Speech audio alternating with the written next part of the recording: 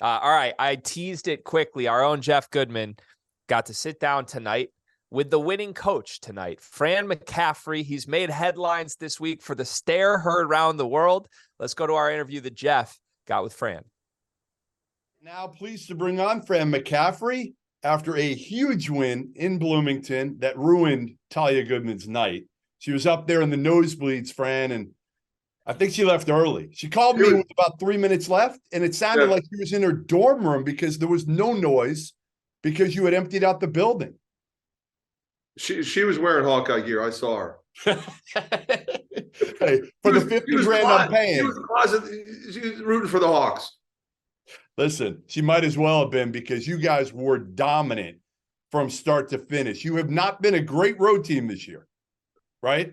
Well, what's interesting is, I would tell you this, Jeff.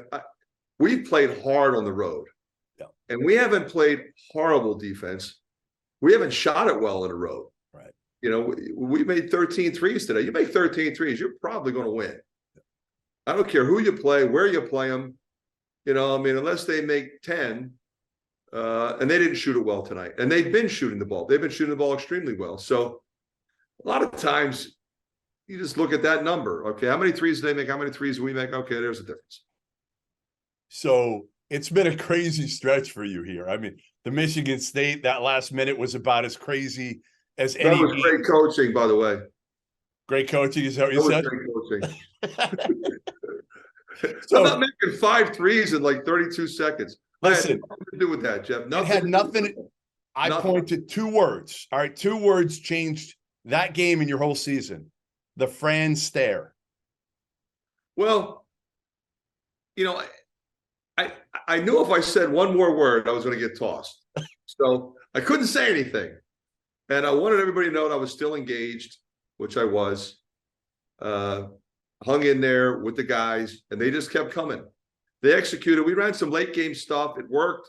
Yeah. Some of it, as you know, some of the most brilliant stuff that we run never works because, they have a scouting report too, and they took us out of some stuff. Now somebody's got to make a play.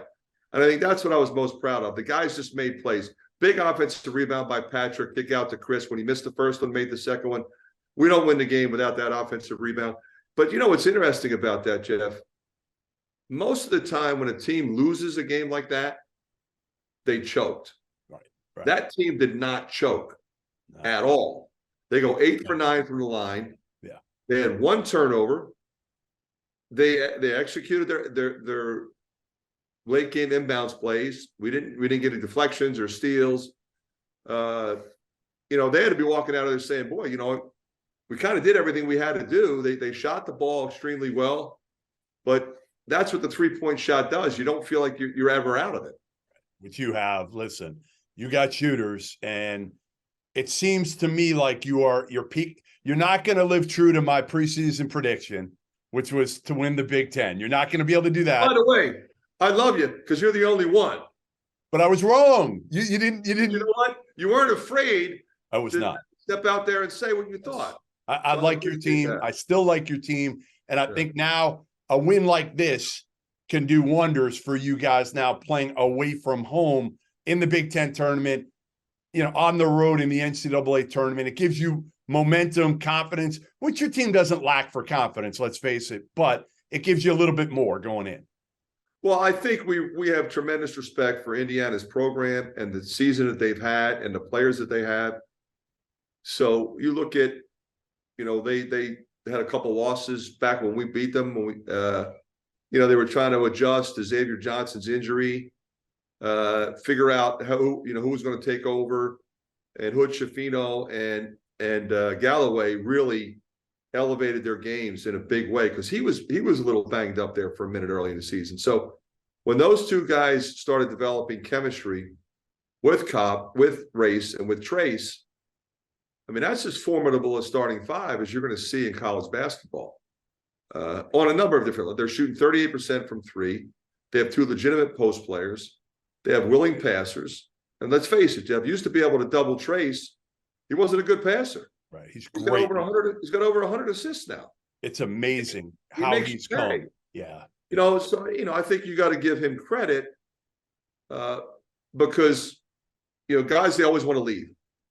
So I want to come back and I'm going to complete the picture.